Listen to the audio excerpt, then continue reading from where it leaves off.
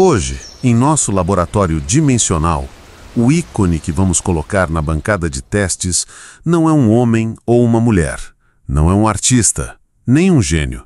Hoje, nosso ícone é um momento. Um único ponto no tempo que define tudo o que veio depois.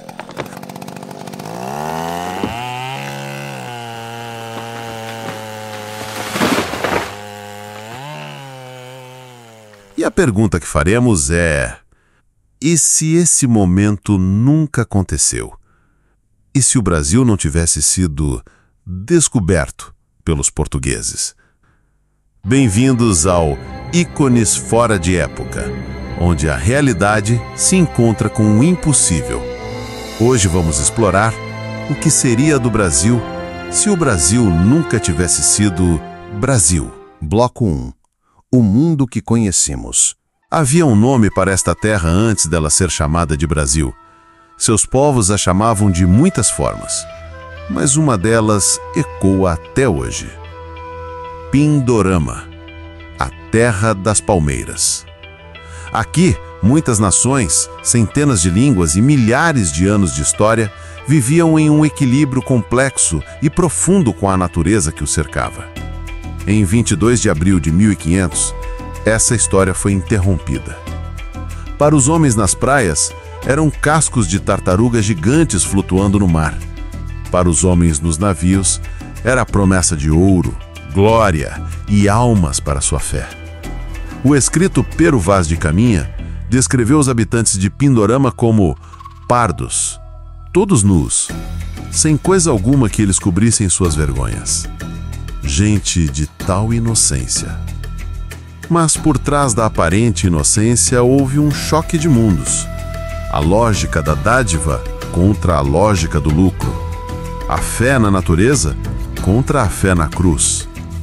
Nos porões daqueles navios vieram o aço, a pólvora, o álcool e, invisíveis, as doenças que dizimariam milhões.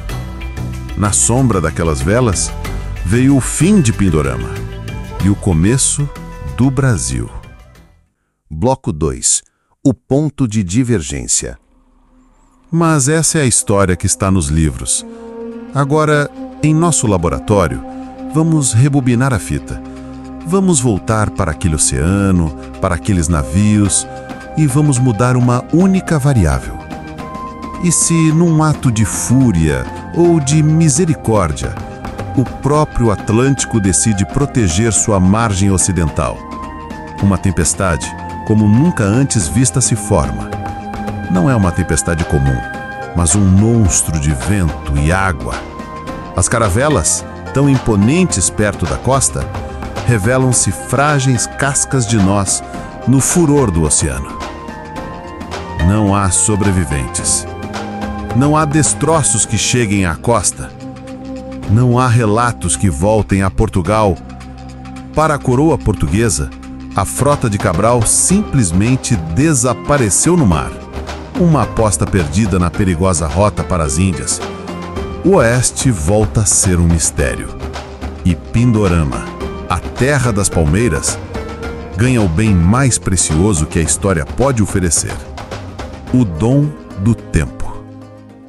Bloco 3. O florescimento das nações. Sem a interrupção, as sementes da civilização que já existiam germinam. Pindorama não se torna um único império, mas um mosaico de culturas prósperas e interligadas.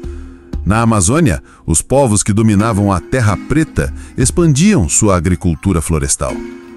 Eles não derrubavam a selva, eles cultivam. Suas cidades não são de pedra, mas construídas em harmonia com as árvores e os rios, com pontes suspensas e canais de transparência que são verdadeiras obras de arte. No Cerrado e no Pantanal, os povos Gê e Guaicuro, mestres do fogo e da caça, aprimoravam suas técnicas, criando vastas áreas de pastagem natural para a fauna local em um manejo ambiental de larga escala. Nos Pampas do Sul, as nações Charrua e Minuane, em vez de serem dizimadas, se tornam mestres das barrerias, talvez domesticando a ema ou o guanaco, criando uma cultura de pastoreio única.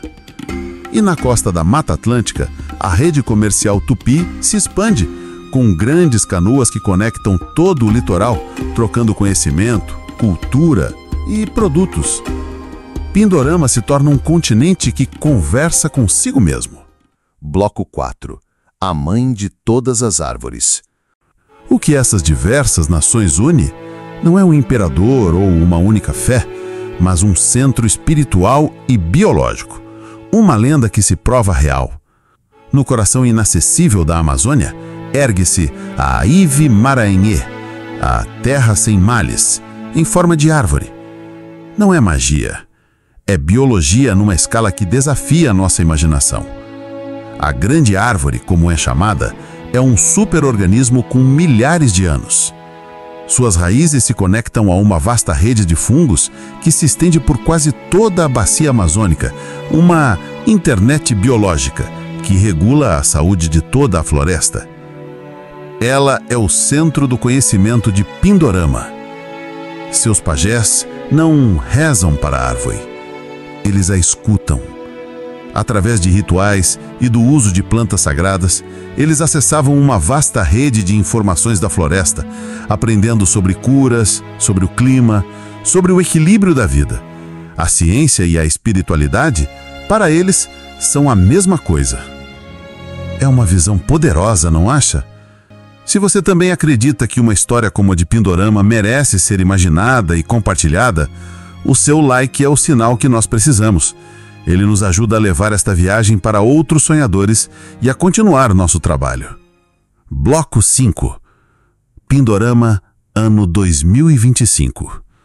Em nossa realidade, a humanidade explora o espaço.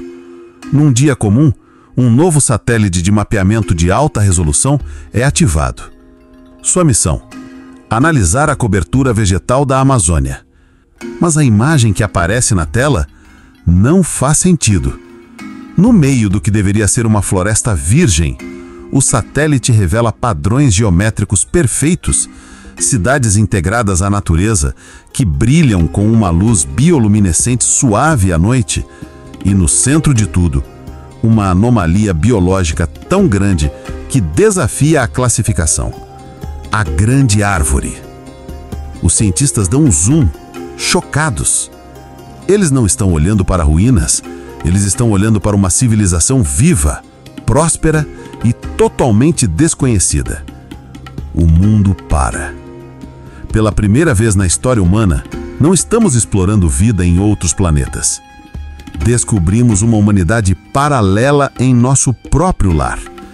Pindorama é descoberta, não por caravelas e conquistadores, mas pelos olhos silenciosos do espaço.